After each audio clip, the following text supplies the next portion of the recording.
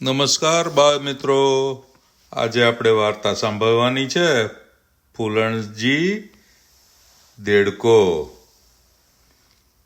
બાળ મિત્રો, આપણે વાર્તા સાંભળતા પહેલા એક વિનંતી છે, તમારા પેરેન્ટને યાદ કરાવજો કે આ યુટ્યુબ ચેનલ ઉપર ખૂબ વાર્તાઓ આવવાની છે, તો આ ચેનલ સબસ્ક્રાઈબ કરી દે.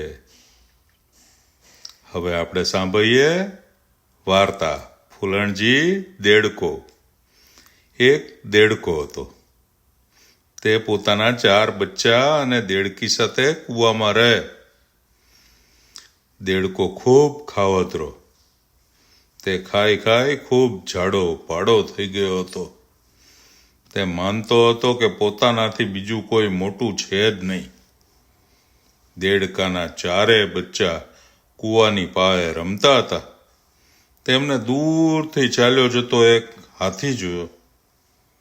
પહેલા કોઈ દિવસ તેમણે આવું વિશાળકાય પ્રાણી જોયું ન હતું. તેઓ ખૂબ ડરી ગયા ને કૂવાના પાણીમાં કૂદી પડ્યા. પોતાની માં દેડકી પાસે જઈને બોલ્યા, માં, આજે અમે એક મોટા પહાડ જેવું પ્રાણી જોયું. તેને લાંબુ નાક હતું. મોટા ઝાડના થડ જેવા 4 પગ હતા. ગાગર જેવું મોટું પેટ હતું. બચ્ચાની વાત સાંભળી દેડકોય મોટી ફલાંગ ભરતો ત્યાં આવી પહોંચ્યો ને બોલ્યો, હોય જ નહીં, મારાથી મોટું બીજું કોઈ હોય જ ન શકે. 4 બચ્ચા કહે, ખરેખર અમે બહુ જ મોટું પ્રાણી જોયું છે. દેડકાએ પોતાનું પેટ ફૂલાવ્યું ને પૂછ્યું, આટલું મોટું પ્રાણી? બચ્ચા કે, ના બાપા, હજી મોટું.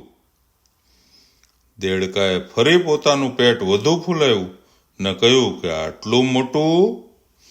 બચ્ચાએ કહ્યું, ના, ખૂબ જ મોટું પેટ હતું.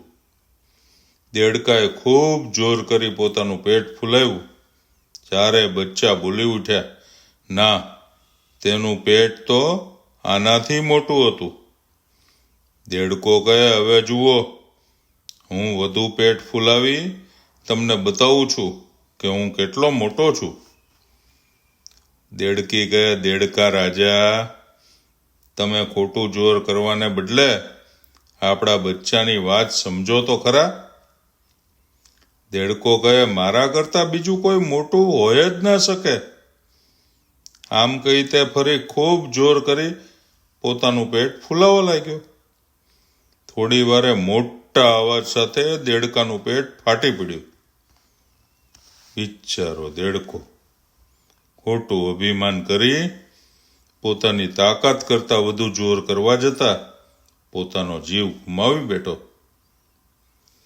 મિત્રો, અભિમાન તો રાજા રાવણનું પણ રહ્યું ન હતું, તો આપણે કોણ? બરાબર ને મિત્રો?